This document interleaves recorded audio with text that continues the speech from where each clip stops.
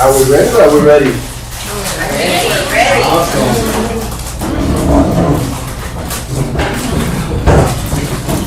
Should I start with it? No. We're going to get there. Oh, Mike. You're in the middle of the hour, man. Yeah? Until they finish with the lunch? I haven't started yet, son. All right, welcome. How you guys doing? Good. And thank you for letting us host the lunch for you today. I know Sophia and everybody is here, all invested in everyone's growth and everyone's development and getting more transactions. So what I wanted to present to everyone today is a little bit about some of the success stories that we've been having so far with our first-time home buyers, with some of the leads that we've been getting. April Camilla, since that's our first lead, the meeting went well. Thank you. Appreciate it. So what I wanted to mention, which is something I was just talking to April and Camilla about just before the meeting, and it's a conversation I had with a real estate agent just yesterday. So we had a client from a real estate agent from a different office that sent us the lead. We followed up on the lead. We put him in a group text with the real estate agent. We updated the agent every 3-4 days with what's going on, but we weren't getting any documents. And we stayed on him, and then we got the documents on Monday. Now, 15 minutes later, the real estate agent was asking for the pre-approval letter like right away. Now, in rush situations, there's always a situation where, look, this is like a do or die. Like, we got to get this pre-approval. We don't want to miss out on this house. So there's always that one-off situation where you need to drop all and just work on it. But in general, the real estate agent asked me, how come is it taking longer for you to finish with the pre-approval versus other lenders? And that's the part that I really want to make sure that I explain. I want you guys to know is that it's actually better for me to just talk to someone, here's a pre-approval letter, throw them all out there, and when they're in escrow, that's when we'll do the work. And that's when you know what do they qualify for, if they're comfortable with the payment. You can't do any of that until you actually know the program they're going to qualify for, the purchase price, and go over all of that. So you'll see a lot of lenders that everyone is raving about, oh man, they're so good, they approved them in 5 minutes. I'm like, I can pre-approve everybody in 5 minutes, but is it going to actually close? Is it going to actually fund? And what is your experience as a real estate agent and what is the client's experience? So your experience is that now you showed them houses at $700,000 purchase price. You took time out of your busy day with your family, with your kids, with your spouse, with just not doing anything at all. Sometimes you just want that one day of just not do anything. Why would you go spend weekends after weekends showing houses at $800,000 and then find out that they're only qualified for $700,000? Or that they can get the $800,000, but they don't like the numbers at the $800,000. So, one, you just wasted your time. Two, now you just showed the client an $800,000 home, and then you're going to go and convince him that a $700,000 home is just as nice. Well, it's not. That's why it's more expensive. And that's why they're not going to like it. So if you go to a car dealership, the first thing that they're going to ask you, what kind of car are you looking for? What's your budget? Because they don't want to put you in a G-Wagon 63, Brabus with all the bells and whistles, and then they take you to the base model of a C-Class because that's where your budget is. Because no matter how nice that C-Class is, you already saw the G-Wagon. You can't unsee that. So that's going to be the same exact situation with your buyers. So instead of seeing it as a weakness, that, hey, we have to do things the right way, or this is just going to be, you're going to hate it for the first week, but just bear with us. But it shouldn't be, because you're really doing the job that nobody else is doing. You should actually be bragging about that. It's like, hey, which again, more and more about when you guys are selling your commissions and explaining why am I worth the 2 and 3% that you're going to pay me, it's because all of this that you're going to see in the future, I'm bringing to you right now in the present and explaining to you why it's important for you to handle this right now. So when you're sitting down with a client and you're explaining to them how the pre-approval works and how the home buying works, is that you can tell them, look, there's people that are going to put you on the phone with someone who's going to do a soft pull. Within 2 minutes, you're going to have a pre-approval letter. Within 3 minutes, you're going to have an offer out. But do you know the house really well? Do you know your loan? Do you know your options? Are you sure you were placed in the right program? Do you fully understand this big commitment that you're about to get yourself into? This is a 30-year loan for over $500,000 for most people. This is their one and only and biggest investment in their life. And maybe $50, $100 a month for you is nothing. For other people, it's a lot. So you can't really undermine like, oh, come on, man, it's just $100 more. It's $150 more. I've seen people cancel escrows because of that. Or just by being disrespected. Like, I'm a grown-up. I can buy a house. I have a job. I have a family. I'm not grown up enough for you to explain to me my own financials. You just want me to sign and just keep going? I want to know. So when you're going in and explaining to the client, hey, the way other people do it is just get by, throw you in a transaction, and it's just very transactional. Close the deal, got my check, see you later. When you see my next auto emails, call me if you're interested in buying. If not, don't call me and waste my time. Well, that's not how we are, and that's not how we do things with our clients. We're humans dealing with other humans that are taking on a very big commitment. We have to understand that. As unrealistic as their requests may be sometimes, you just gotta understand, they're scared. It's just a, do or die. Like it's a big deal for them. So when you see someone like this, you gotta explain to them that, look, the way we do it is that we're really gonna sit down and take our time, understand what your needs are. What if you're trying to buy this house so you can rent it and buy another house in 3 to 4 years? What if you're in a job where you know you're gonna get relocated in a few years? What if this is your forever home? Well, that's a different plan. Because you could be coming in with a 25% down payment. I can tell you, hey, why don't you just do a 20%? Let's get you in comfortable. Keep this money because I know you were planning on renting out the garage. You're gonna need $7,000, $8,000 for that. And then you wanna do an ADU. Well, those are the kind of consultation that we're gonna give your clients as a financial advisor, not just as a loan officer. And the idea is, let's sit down and understand what your goals out of this mortgage is. Because our job isn't to just simply get people in the home, but to also keep it and build generational wealth out of it. So if my job is to build that generational wealth, then it's also my job to educate them on their tax benefits, on their options with increased values in equities and ADUs, and the possibilities of once you own your first home, just so you know, if your taxes are not high enough, you can do this and this and this and that, and open up the possibilities of becoming an investor and having like an actual real estate profile, because that's what we're here for. So whenever you're talking to someone and you're explaining to them the process, explain to them and brag about that we spend a lot of time, way more than anybody else, to make sure you understand everything, you've seen all your options, and everything that you're about to sign on, you've already reviewed multiple times, so there's no surprises. And we've checked every single program and you're happy. We're not gonna rush you. We're not just gonna give you any pre-approval and just get you going. It's not just a transaction. So as soon as I explained that to the other agent, she kind of was taken back. She's like, you know what, honestly, I always thought it was all about the speed. And then they complain later, something's changed later on, but that's just a part of the industry. That's just how it works. But when we did it with the client that way, the client was so happy. They were like, you know what? It literally took us an hour and a half to finish with a pre-approval. And it's just sitting down on your mortgage Google, ask away. Whatever you want. Because you know they have those questions in the back of their head that they're too shy to ask you. That they don't want you to know that they're fact-checking everything that you're giving them by somebody else. They're Googling everything. They're asking every single homeowner they know, every neighbor, every brother-in-law, every cousin.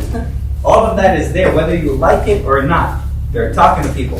So let's just put it out there on the table. Let's answer it. We're not afraid of anything, and we're not hiding anything. We're really putting them in the best loan, giving them the best options.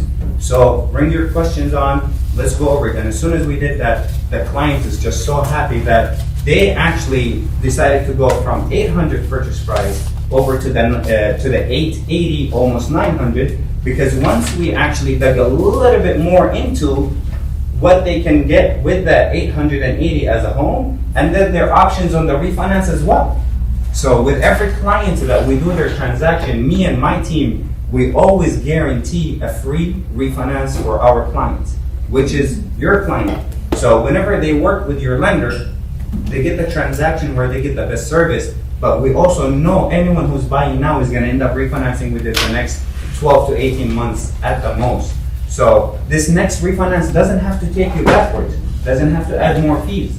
We will cover your processing, underwriting, and appraisal if the loan amount is over the 350-400. So I do this as an effort to show them that, hey, thank you for trusting us again. We want to show you that we care about you. It's not just a transaction. So when we do that, we show them the free refinance. We show them the options from the beginning. There's no more rate shopping. There's no more other agents putting ideas in their head because you already won them over. You really showed them that you care. And as soon as they get that one point where they click and they feel like that's it, I'm with people that care about me, you just kind of zoned out everybody else that's out there in the industry, and it's only you that they will always listen to, and they will always feel confident that they can come to you with any question, no matter how direct it could be, or how insulting it may be. You've been through so much that they're open to asking any question. So if you guys need anything, just let us know. We'll be with you with your buyers one step at a time. Good, thank you very much, Mike. Yours in New Rancho Cucamonga, but our clients are here. Do you need us here? Yeah, of course. We do. Yeah. Anytime you guys have, I'm gonna do my best to be spending Tuesdays and Thursdays here all day long. So that's what I'm saying. So even if it's another day, just give me a day heads up, like as much as you can, to make sure that I'm here. We have a team of 8 people. We have 4 Spanish speakers. We have Mandarin. We have Russian. We have Arabic. I mean, whatever language you may need, we have it. And if I'm not here, there's always going to be somebody from the team to kind of follow the same process. And yes, let us know whatever day it is, we'll support you. And the other thing I also want to mention, on the weekends, when you're out with your, on the open houses, or you're out about with your clients, even if they're pre-approved with another lender, feel free to put them on the phone with us and run numbers. Second opinion. Second opinion. And you know what? Not only just by approaching for the loan, I could just be there as a resource because I am with you. So I am an employee of this office. So it's as if you're, calling Sophia or anyone here, then you can call on me and say, hey, this is someone on our office that will work for free here. And then if that lender ever messes up, they're like, hey, remember that guy that was there to help you for no reason? Okay, fine, let's talk to him again. Let's see what they can do. So we really want to help build and support you and provide as much as you can to your clients. So use us as a part of your team. Good, hope you guys learned a lot. So we'll hold down the question for Mike so we can get the class going. But thanks a lot, Mike, appreciate it. Thank you guys.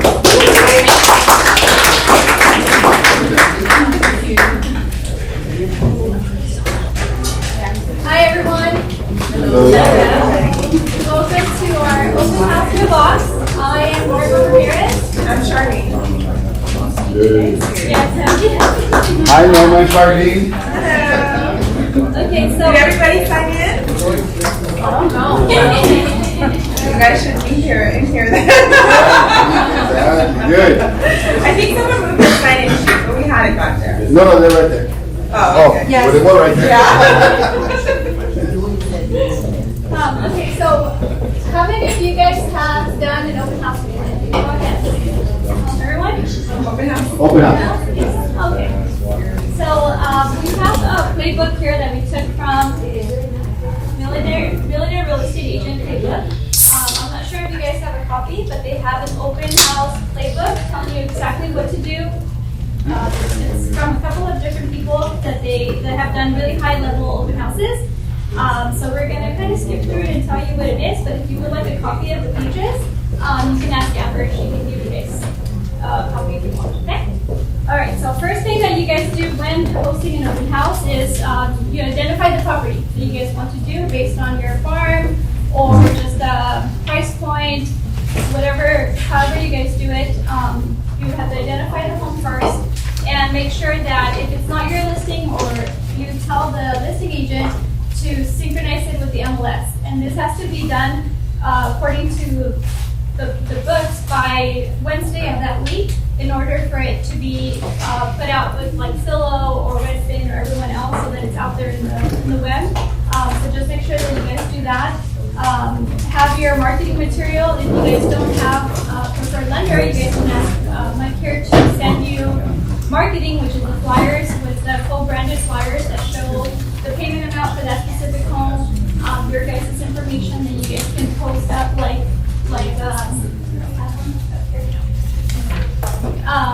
and that makes it easier for the clients that walk in and asks, what are the payments, what are the rates, what are, compared to this, you guys have like a sheet to show them.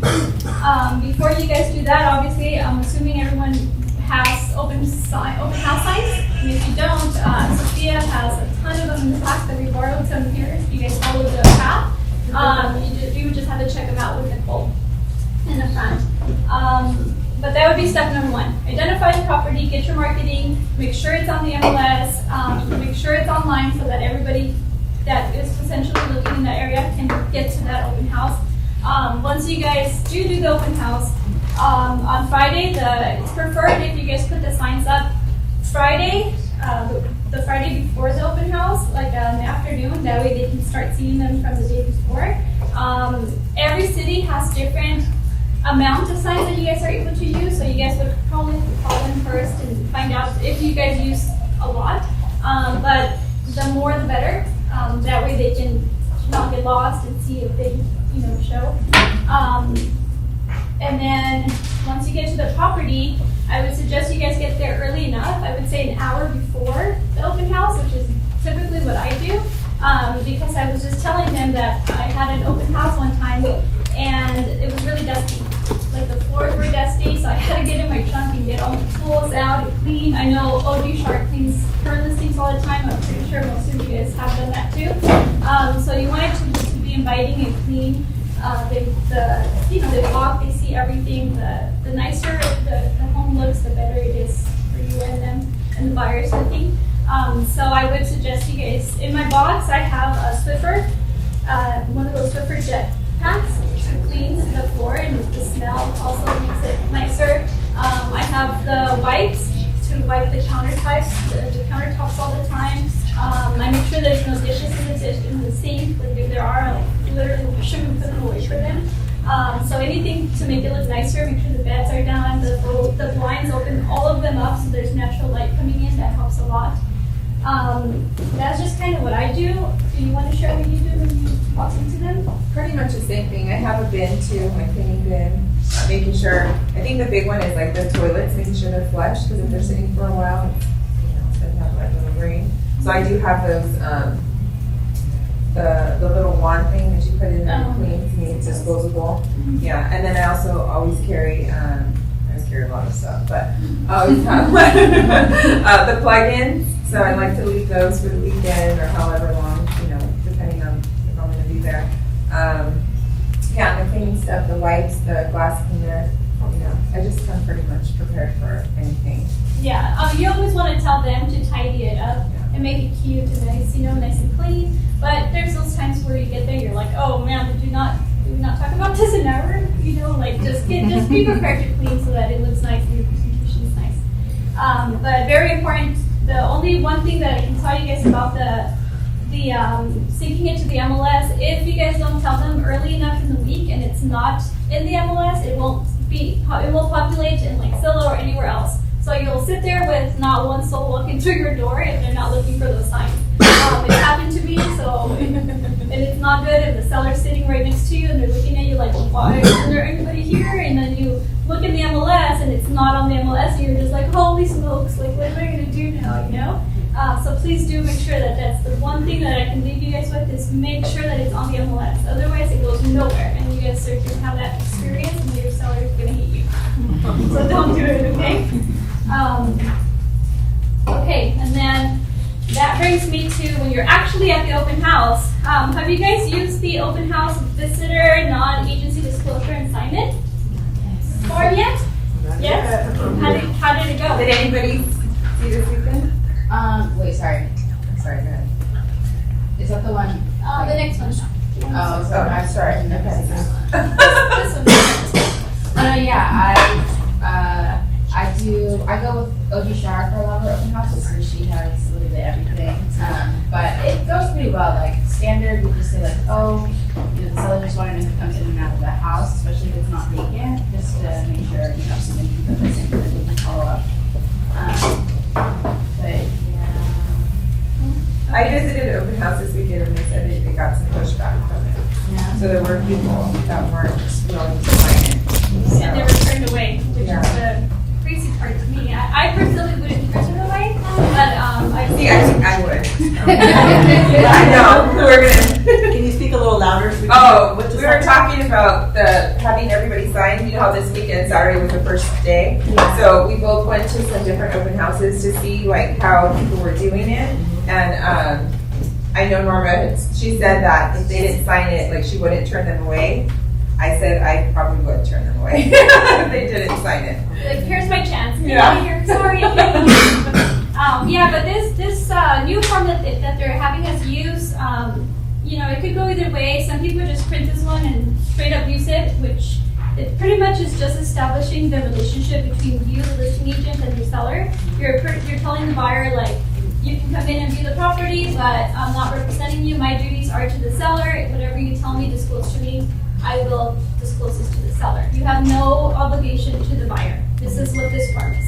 Now, if the buyer comes in and they're not represented and they want you to be their agent, then obviously you would jump into the buyer broker agreement. But let's say they say we don't want you to be our agent forever. We just want you to show us this house and maybe 2 down the street, 2 more open houses. Then we go back to this original form, which is a property showing and representation agreement, and this is specifically for use with a prospective buyer up to 3 open houses or other properties only.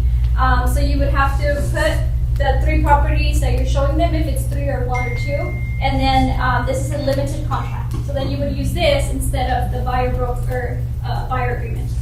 So there's 2 options. And if they don't want to sign any of these forms and they just want you to show them around, then it's at your discretion. Then at that point you can, here's that. No, thank you. So yeah, those are the changes that I've seen. This weekend I was driving around looking to see how many people were jumping on these open houses, and there was literally 1. So I was really surprised to see that there wasn't any. I only went around my community too, and there's typically 6 or 7, but there was only 1. So that was kind of shocking, and it made me believe that maybe agents are maybe scared or don't really know how to go about it. Because you said one of them didn't even have anything, right? Yes, one of the ladies that I walked into had nothing, and I was like, well, how are you approaching it? Because I told her I'm an agent, and I was just kind of, looking to see. And she was like, I don't know what you're talking about. And I was like, oh, okay. I was like, okay, so never mind, just keep on doing it. I never said anything. So yeah, but I just wanted to share with you these forms so that you know that there are forms out there. They're on the CAR website that you can use if they don't want to commit to you being their agent for the entire time. It's done for up to 3 properties. So that makes it a little bit easier. And I think this is going to be really awesome for us because if they want you to, if they don't have an agent and they look at the home and they love it, they can just sign right there with you. You can say, I can submit the offer for you, and now it turns into an agency. And we start to have them sign the buyer broker representation agreement, and now it's more serious as opposed to just going around showing people that they can just walk into another open house and go with somebody else. And I feel like that's what kind of that does for me too. Like if you're not serious enough to sign in, you're probably not looking for a house. Are you? I don't know. So, Yeah, that's it. but other than that, I don't know, do you guys have any questions about that part? Setting up, getting there, syncing it in the MLS, how you do that part? Or everybody pretty much pass it down? Yeah? When you talked about putting the listing in MLS, how many days, in that example that you're talking about, how many days had it been when you put listing in MLS that you didn't see? When it on didn't the show up? MLS? Yeah. How many Well, days? it went live on Monday. It was supposed to be synced on Wednesday, and it did the open house on Saturday. But that didn't happen, so it was never on the MLS. Does that make sense? Well, it makes sense. It just surprises me. Yeah, so it was on the MLS, and it didn't go out to any of these other Realtor.com, Zillow, none of that. So you put it on Monday and it still didn't get out? I thought I did. I obviously didn't, I was like, what in the world, so I didn't even think of checking the MLS, because I was like, duh, obviously it was in the MLS, and I, brought it up, and I was like, holy smokes, my life just came out, and my soul was like gone. I was like, oh Lord, nobody's ever going to walk in here, because nobody knows, besides the signs, so it wasn't good. And my seller was sitting right here next to me. It was one of those sellers that was like, I'm gonna stay right here, and I was like, what? Who am I? And saying we had 20 people, right here looking, so I'm like, oh Lord, yes. So how many days do you suggest putting it in the MLS before the open house? The playbook here says that you should do it by Tuesday, but by Wednesday you should no later than Wednesday, because that gives them a couple of days to put it out there. So no later than Wednesday. Otherwise, you're sitting there with all your goodies and waste time and sweat from putting up the signs for those. Do you know what prevented it from actually going on? Like, what was the holdup on it not showing? Yeah, I just didn't do it. Oh, you didn't do it? I guess not. I thought I did. I mean, I remember putting the number, the time frames and everything. I guess I just didn't hit submit. Just check, double check. And if it's not your listing, if you're hosting it for somebody else and they say it's done, go on the MLS and check. Okay. Because otherwise you did all of that for nothing. And then they're going to be mad at you. And then you didn't get any clients. So, okay. So I guess that brings us to the fun part of open houses. Class. For us, yeah. Yes. This how it is. Yeah, I'm just starting this side. We're going to reference to you guys some of the websites that we use to create all of our little goodies that we do and give to our clients when they are open house. And then this one's gonna be who I use for my signs and banners and things like that. So obviously there's a lot of different companies, but this is just Just in case you guys need somebody. Yeah.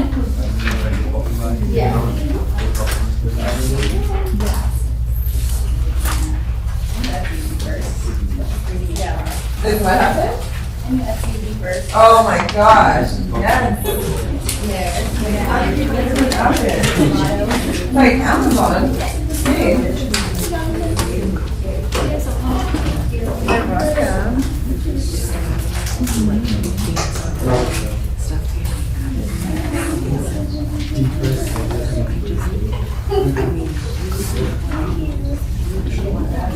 You got yours, right? Did you get this one? Yeah.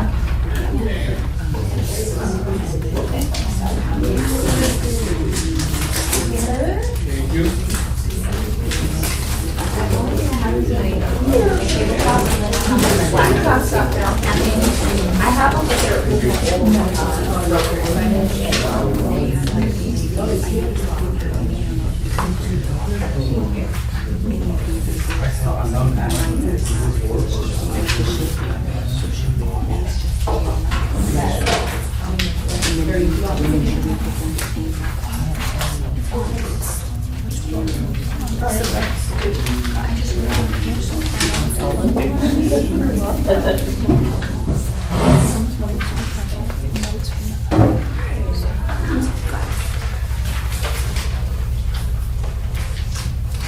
How's it going?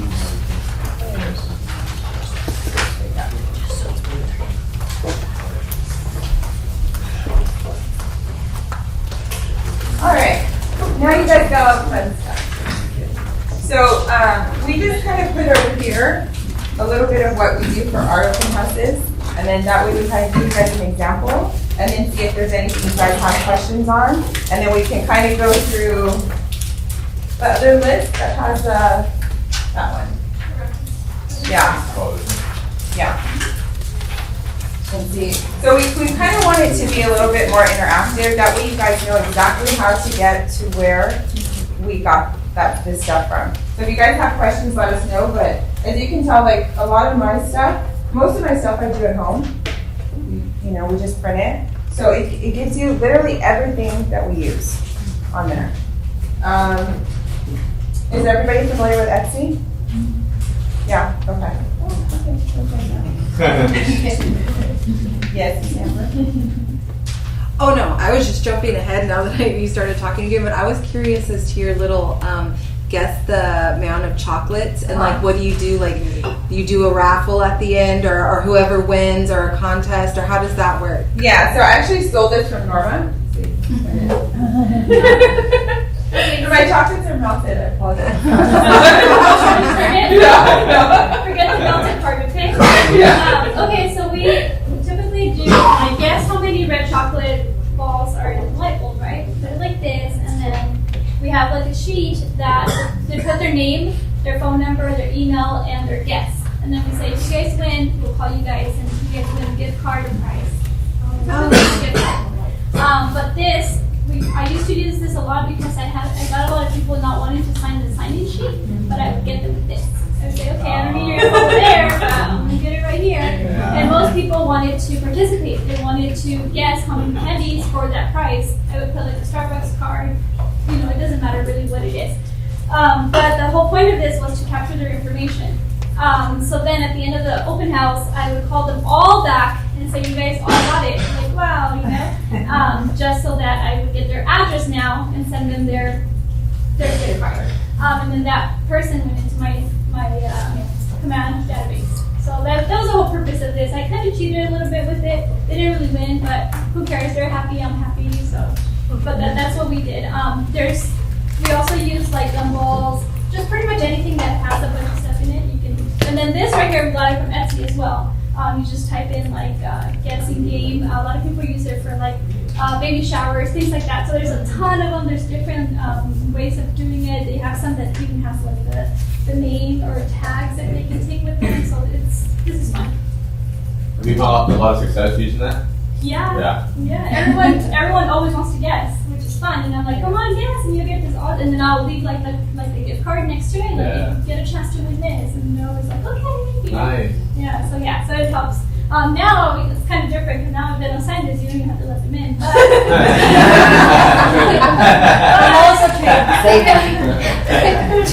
but it's still fun because now they're more open. They're like, oh, I'm gonna guess, and then like a different personality comes out. So And what I've seen too is that everybody wants to put their name in. So like one person will sign in for the open house, but everybody wants to put their name in for that. So now you have several different names, like the whole group signed in. Yeah. And if they don't, their kids do. And we'll say like, yeah, they can guess, just put your info.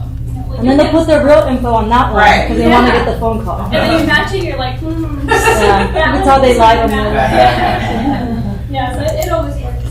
Another good thing, or thing that I always do is I take one of these, which I've shared with you guys before, that I have them in the back in case you guys want to borrow them.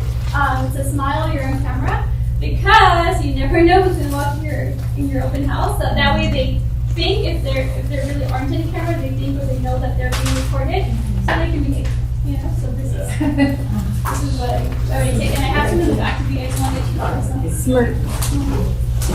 And then we also listed some different, they're Popeyes or they're for open houses. They're kind of the same thing, just to change the wording a little bit. But just tags you can make for pretty much anything. We're going to ask if we could do another class that's a little bit more like in depth on the experience. But so kind of just making everything yours. It's super easy, really, really cheap. On Etsy, you can get all these different templates. These ones here, and you can just print everything. Crayons from Amazon. Like if their kids come in, I would take one for my kids, and then the cool thing is that her info's on there. So and then I have my QR code on the back here.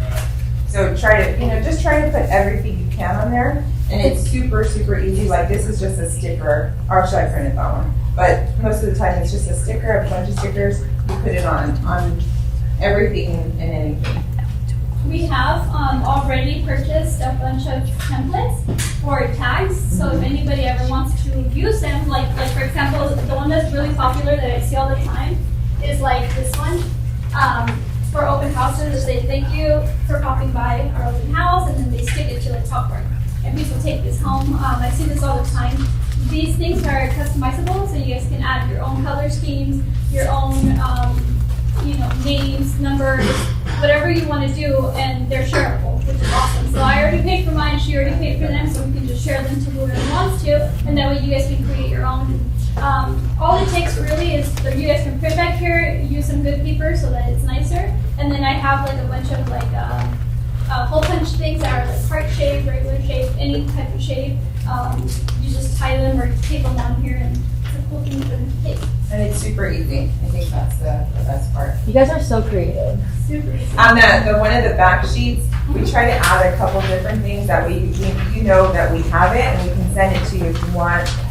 Some on there were like for the fall. I think there's like one for a pumpkin, one for like a latte or something. Yeah. So just little tiny things you guys can do, or you can just keep it simple. Just brand everything and keep it, you know. I like to do see this. Yes, ma'am. It goes in little ones. Did you say you got your banner on Etsy or who? My banner? Yeah. No, on Etsy. Or would you your banner? It's on this one. Which one was your banner? Wayne Grafton. Oh, this person. Yeah. Remember? That's the one you. Yeah. I was like, yeah. Remember her? That's her. Gotta love her.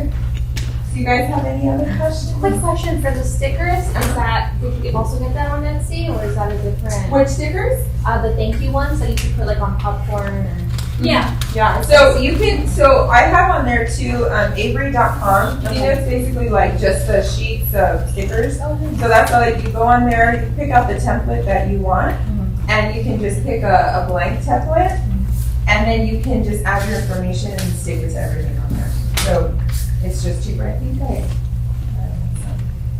Based on your hair. You're welcome. But yeah, so this is cardstock. This one. But if you, and I have like a paper cutter, and then, but if you wanted to do on stickers, you can do stickers, take them off, and then you put it on.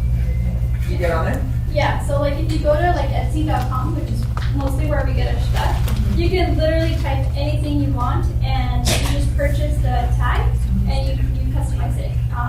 There's a tag for everything and anything you can think of. Football season is coming up.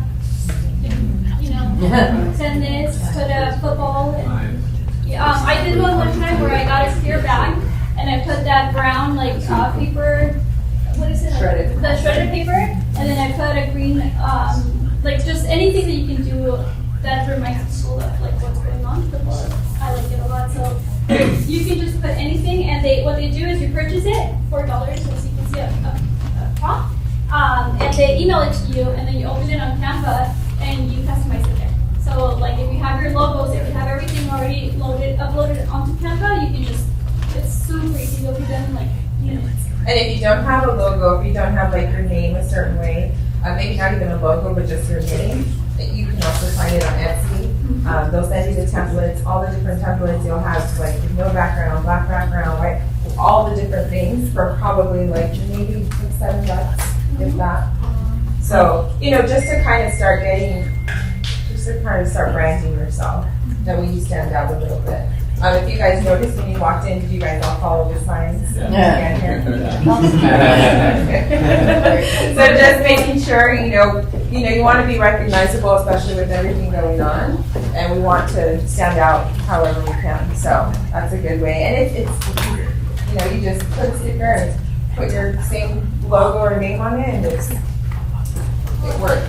What she did do was she like 12 waters, and you'll take this, and the whole purpose of this is to like you obviously don't want to just hand out a bunch of stuff and be known as a person that just gives somebody things. Like you're doing it for a reason. You want them to take this, so the first they can be like, oh, lost water, she's fancy. And then second, they take the tag home with them. They're not going to rip it out and throw it on the floor. They're going to take it with them and be like, oh, Charlene, oh yeah, I need a realtor. And then all of a sudden they remember this. What I like to do a lot too is I get a box, like a pure box, and I put a bunch of like snacks, like Cheez-Its, whatever little snacks on a. Well, that's what's usually in here. Yeah. We just didn't have to. And we put them like on the counter of our listings, and even when people come and view them, they take them with them. So they have our information all the time with them. When kids come to the open house, they always want snacks. So they take them and they're like, Mom, can you open this? And the mom puts the wrapper in their pocket, and now they have your info. Like the whole point of this is for them to have your info. Yeah. How much do you spend per open house? Oh,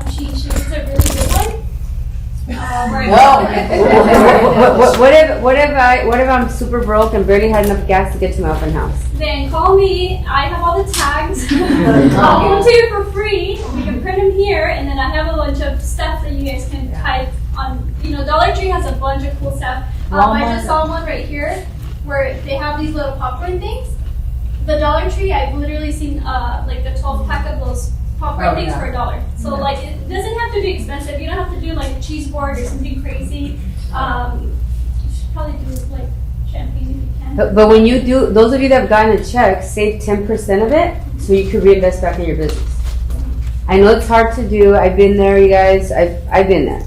Trust me, by the time I got my first check, I was already 4 paychecks behind that check. I was paycheck behind paycheck, not paycheck to paycheck. So I've been there, but I said, the mortgage could wait, my landlord could wait, I need to invest back in my business. I mean, you have to do what you have to do to keep the business going. Yeah. So I asked that question so you, when you're sitting here and you don't have money, you're like, okay, well, this is awesome, good idea, but when I get money.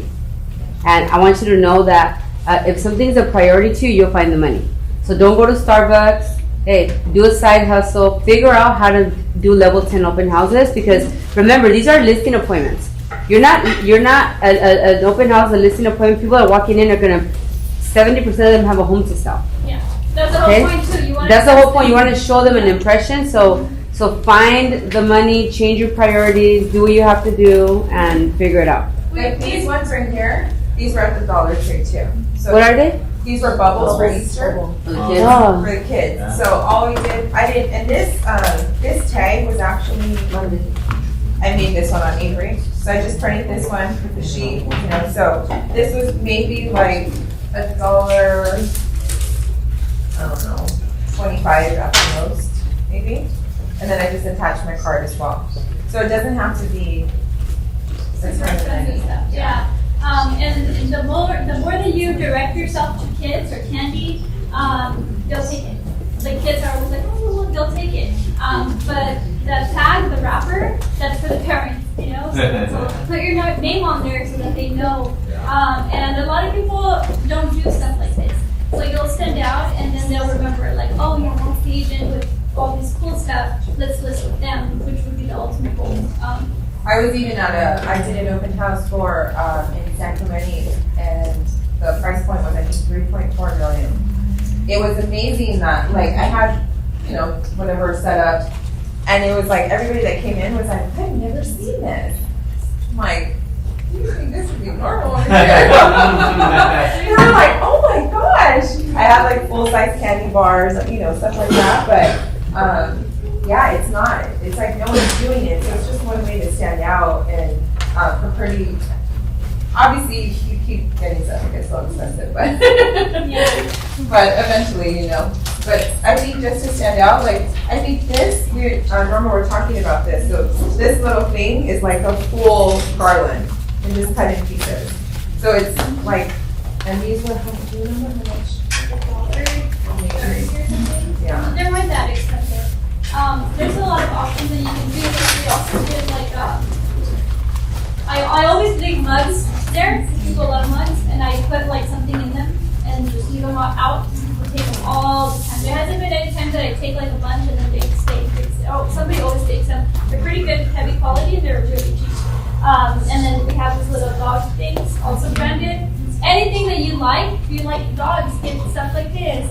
Coffee, anything that you like, just brand it and leave it out, because the whole purpose of this is for them to remember the cool stuff that you did, and then having your number in front of them. Oh, she's at my house. And then for them to understand that we're going to go that same distance and market that same way for their house, the way that we've done with our, his stuff.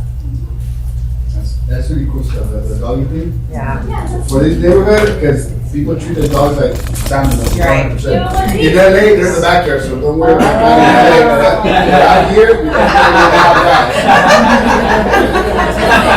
I know that because So anything that you can give us to take the presentation, just things like this that makes you stand out. Her cover, things like this,